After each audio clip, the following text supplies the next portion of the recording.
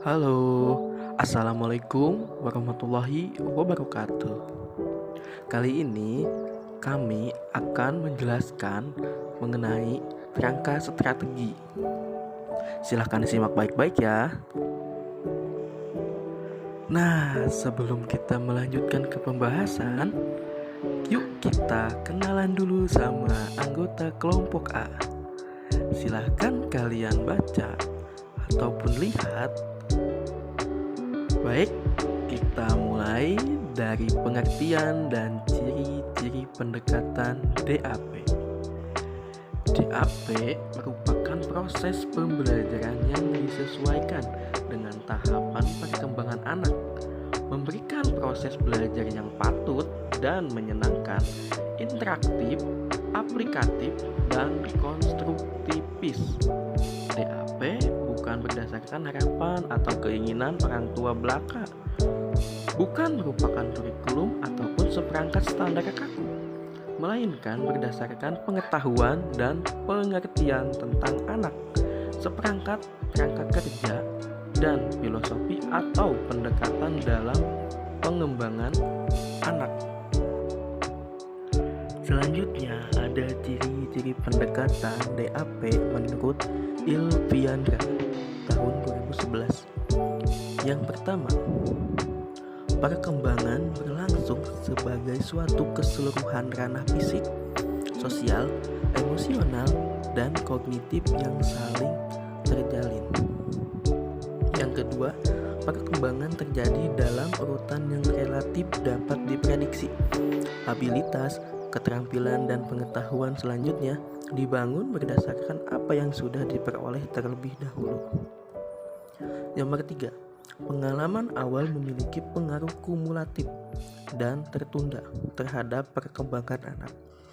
Nomor 4, perkembangan berlangsung dalam arah yang dapat diprediksi ke arah kompleksitas, kekhususan, organisasi, dan internalisasi yang lebih meningkat.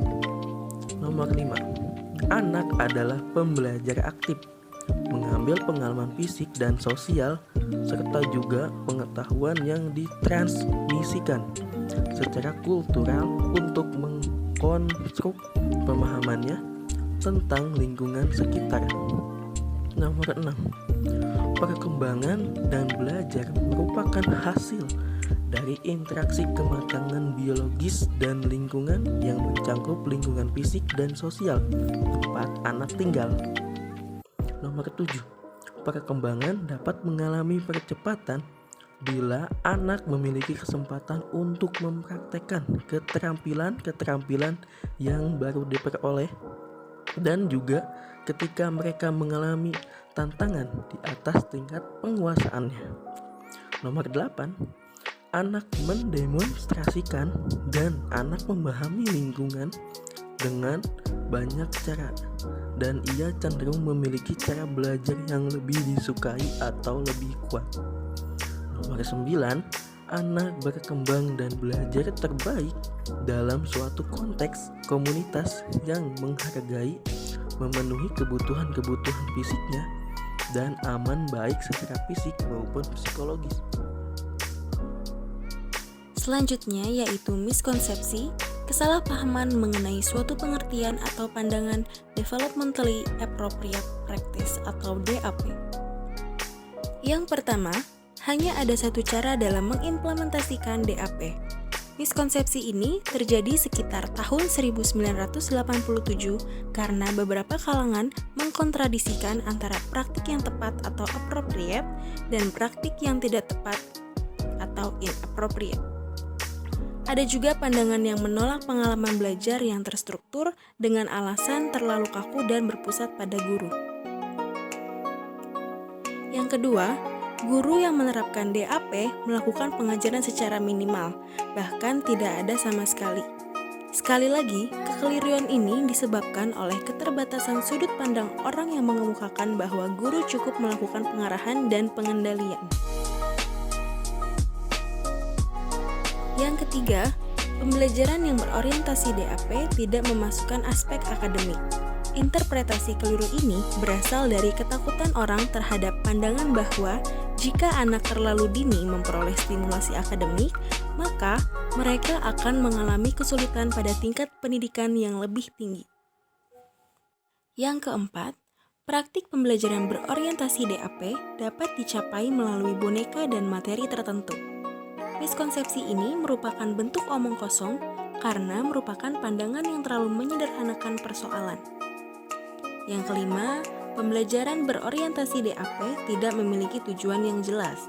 Miskonsepsi ini berasal dari kekeliruan mengartikan istilah tujuan pembelajaran meliputi semua dimensi perkembangan berdasarkan pemahaman terhadap tingkat perkembangan dan kebutuhan dan perkembangan individual anak.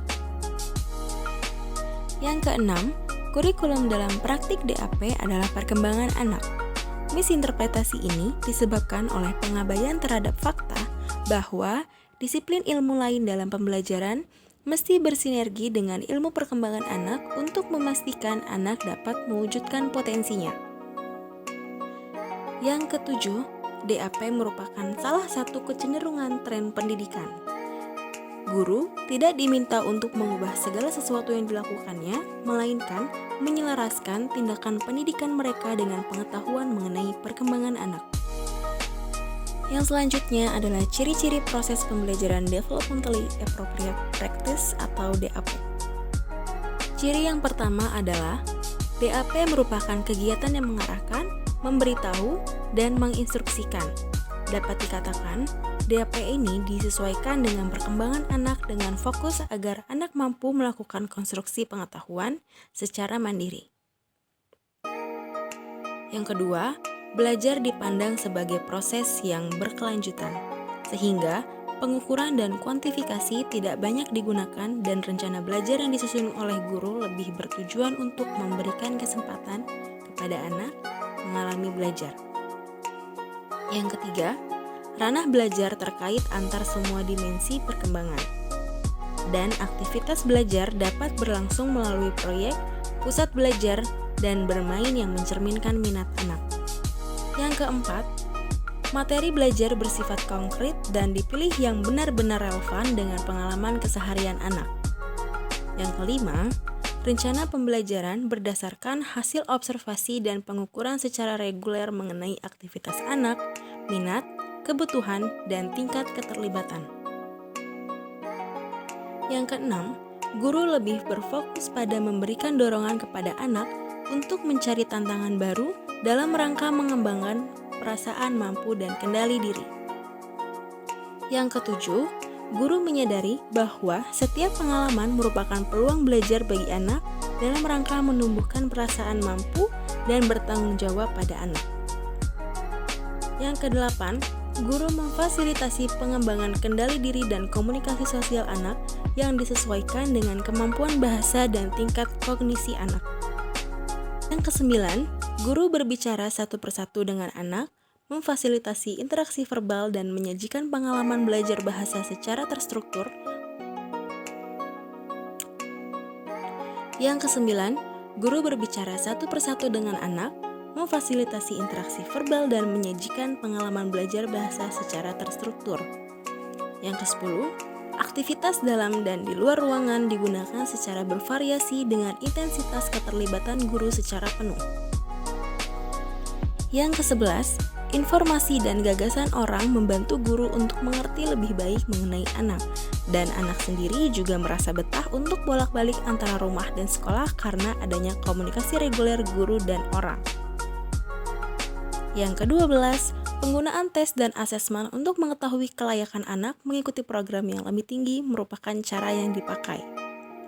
Yang terakhir, karena guru menyadari variasi perkembangan anak, maka program belajar disesuaikan dengan kebutuhan dan tingkat perkembangan anak dan tidak memaksakan sistem yang dikembangkan oleh guru.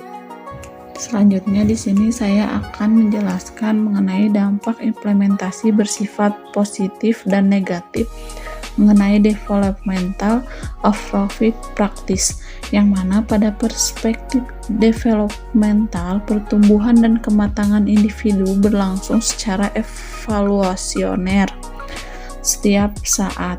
Proses perkembangan individu dapat diprediksi sesuai dengan kematangan kapasitas inheren dan stimulus eksternal yang diperoleh setiap peserta didik, setiap anak.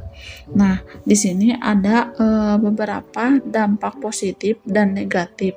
Yang pertama ada yang bersifat positif terlebih dahulu. Yang mana di sini ada beberapa poin, yaitu developmental appropriate practice atau bisa disingkat dengan DAP atau DAP akan memberi arah dan warna tersendiri terhadap perkembangan anak. Secara sederhana, implementasi praktik yang berorientasi developmental appropriate praktis ini akan mempengaruhi harga diri, kendali diri, tingkat stres, dan pola kematangan akademik. Yang kedua, dimensi harga diri atau self-esteem. Menurut Gernberg, pada tahun 2011, aspek harga diri anak berkembang melalui pemerolehan pengalaman belajar bermakna. Anak akan menghargai dirinya ketika mampu melakukan sesuatu yang penting bagi dirinya. Selanjutnya, dimensi kendali diri atau self-control. Seiring dengan perkembangan kognitif anak, maka kemampuan pengelola perilaku juga meningkat. Ketika orang dewasa menggunakan power-driven teknik dalam mengembangkan disiplin, maka anak memiliki sedikit peluang untuk belajar dan menginternalisasi informasi sebagai bentuk dari kendali diri, seperti itu. Nah, selanjutnya guru memahami bahwa anak perlu disiplin sebagai mengendali perilaku dan keinginan mereka. Melalui alternatif positif, guru berperan sebagai fasilitator dan pembimbing sehingga anak menyadari keinginan anak yang lain dan mendorong anak belajar bekerja sama, seperti itu. Nah, selanjutnya poin keempat ada pola kemampuan akademik, yang mana pengalaman akademik yang terlalu prematur bagi anak menjadi kontraproduktif bagi kesiapan anak untuk belajar pada level yang lebih tinggi. Pengalaman belajar yang tidak relevan dengan usia anak akan menyebabkan rasa tidak berdaya dan terlalu bergantung pada orang dewasa, dan pada saat bersamaan mengurangi inisiatif, rasa ingin tahu, dan kemampuan memecahkan masalah. Terapan pengalaman belajar akademik yang terlalu dini melahirkan semacam Jodhardis terhadap kesuksesan anak di masa yang akan datang. Nah, selanjutnya di sini ada dampak negatif. Nah, yang pertama itu ketika orang dewasa berharap anak mampu melakukan aktivitas di luar jangkauan, tingkat perkembangan akan melahirkan perasaan yang gagal, penolakan yang berulang-ulang terhadap ketidakmampuan anak akan melukai harga diri anak. Poin kedua, begitu juga ketika anak tidak memperoleh ruang yang memadai untuk memilih pengalaman yang dianggap penting bagi dirinya juga akan mencederai harga diri anak. Yang ketiga, dimensi stres. Ada pandangan bahwa anak sekarang lebih rentan diterpa stres. Resiko stres terjadi ketika anak dihadapkan pada permintaan yang ekstensif. Misalnya anak diminta belajar dengan metode yang berbeda, dengan gaya yang berbeda, dengan gaya belajar yang berbeda, maka anak secara alami berada dalam situasi konflik karena dipaksa untuk menekan dan mengendalikan perilakunya, seperti itu. Selanjutnya, saya akan menjelaskan mengenai kelebihan dan kekurangan dari pendekatan pembelajaran developmentally appropriate practice. Kelebihannya yang pertama yaitu pendekatan DAP memposisikan anak sebagai pemegang peranan utama dalam proses pembelajaran, di mana kegiatan yang akan dan sedang dilakukan dapat mewadahi gagasan anak. Yang kedua, pembelajaran ini memberikan banyak kesempatan untuk anak aktif bergerak dan bertanya, menjelajah, serta mencoba.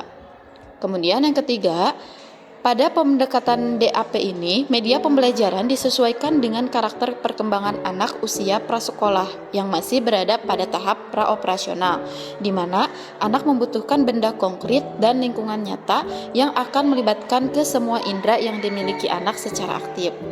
Kemudian, pembelajaran ini juga mampu menciptakan suasana belajar yang aktif dan menyenangkan. Dengan pendekatan cara belajar bermain dalam lingkungan, pendekatan ini diupayakan agar anak dapat memotivasi dan mengarahkan diri secara intrinsik. Pembelajaran efektif yang akan mampu membangkitkan keingintahuan mereka melalui kegiatan eksplorasi, eksperimen, dan pengalaman nyata. Adapun selain kelebihan, ada juga kekurangan yang dimiliki dari pendekatan DAP ini. Yang pertama, tidak semua materi pembelajaran cocok diterapkan. Yang kedua, harus sesuai dengan kemampuan kognitif siswa. Dan selain itu, proses pembelajaran juga harus sesuai dengan tahapan perkembangan anak. Pengajaran dan pembelajaran secara kebudayaan responsif atau culturally responsive pedagogy disingkat CRP. CRP ini berpijak pada premis bahwa landasan budaya memainkan peran dalam membentuk gaya belajar dan pada gilirannya menuntut adanya pengajaran yang sejalan dengan lensa budaya tersebut. Pendidikan tanggap budaya adalah model pendidikan teoritis yang tidak hanya bertujuan untuk meningkatkan prestasi peserta didik, tetapi juga membantu peserta didik menerima dan memperkokoh identitas budaya. Menurut Ledson, pada tahun 1995 terdapat 3 proposisi pendidikan tanggap budaya. Yang pertama, peserta didik mencapai kesuksesan akademis. Yang kedua, peserta didik mampu mengembangkan dan memiliki kompetensi budaya. Yang ketiga, peserta didik membangun kesadaran kritis sehingga mereka dapat berpartisipasi dalam merombak tatanan sosial yang tidak adil. Berikut ini prinsip-prinsip pendidikan tanggap budaya. Yang pertama, pentingnya budaya. Kedua, pengetahuan terbentuk sebagai bagian dari konstruksi sosial. 3. Inklusivitas budaya. 4. Prestasi akademis tidak terbatas pada dimensi intelektual. Kemudian, yang kelima, keseimbangan dan keterpaduan antara kesatuan dan keragaman. Selanjutnya mengenai urgensi rekonseptualisasi pendidikan guru tanggap budaya. Dihadapkannya pada perubahan yang sangat cepat, membuat tuntutan guru sebagai agen budaya yang berfungsi sebagai pelanjut dan pengembang budaya ini dituntut untuk melakukan pembenahan yang berkelanjutan. Sehubung dengan itu, muncul pertanyaan-pertanyaan yang cukup menggelitik. Apakah pendidikan guru yang selama ini diterapkan di berbagai negara di Asia sudah cukup responsif terhadap tantangan-tantangan baru? Dan apakah sudah relevan dengan konteks sosiokultural yang melingkupinya? Maka diperlukannya adanya itu pemikiran yang kritis terhadap praksis pendidikan guru yang selama ini begitu dominan mengadopsi teori-teori pendidikan guru yang diimpor dari negara maju. Sehingga kurikulum pendidikan guru lebih akomodatif dan responsif dalam mengintegrasikan nilai-nilai kultural pendidikan. Oleh karena itu, kurikulumnya harus didesain dengan menyisipkan muatan lokal. Melalui muatan lokal, sekolah dan guru diharapkan mampu menjembatani pengalaman aktual peserta didik dengan kondisi real kehidupannya. Tetapi kenyataannya, muatan lokal cenderung dijalankan tanpa kesadaran mengenai landasan historis serta tuntutan sosial. Kondisi ini terjadi karena ketidakmampuan guru dalam mengembangkan kurikulum muatan lokal pada level interaksi pembelajaran. Maka, pentingnya pembelajaran yang berbasis kearifan lokal untuk dijadikan sebagai salah satu komponen dalam pendidikan guru di tanah air, terkait dengan upaya yang memperluas wawasan dan kompetensi budaya pendidikan dalam melaksanakan tugasnya. Yang selanjutnya, pengajaran sesuai level atau teaching at the right level. Teaching at the right level adalah proses intervensi yang harus dilakukan guru dengan memberikan masukan pembelajaran yang relevan dan tentunya spesifik untuk menjembatani perbedaan yang ditemukan. Peserta didik tidak terikat lagi pada tingkatan kelas, namun disesuaikan berdasarkan kemampuan peserta didik yang sama. Setiap fase ataupun tingkatan tersebut mempunyai capaian pembelajaran yang haruslah dicapai, disesuaikan dengan karakteristiknya, potensinya, dan juga kebutuhan setiap peserta didiknya. Dan guna menerapkan pendekatan ini, tentunya seorang pendidik harus melakukan beberapa tahapan sebagai berikut ini. Tahapan yang pertama yaitu memahami peserta didik. Pahami peserta didik dengan apa yang mereka sukai, tipe gaya belajar apa yang mereka inginkan, dan harus membuat peserta didik merasa nyaman, serta bagaimana karakteristik setiap peserta didik. Dan selalu ingat bahwa setiap peserta didik itu unik dan memiliki kemampuannya masing-masing. Yang kedua yaitu rancangan perencanaan pembelajaran. Nah, rancangan perencanaan pembelajaran ini disesuaikan dengan hasil identifikasi dari peserta didiknya, serta disesuaikan juga dengan pengelompokan peserta didik dalam tingkat yang sama. Selanjutnya yang ketiga yaitu mengikuti ragam pelatihan.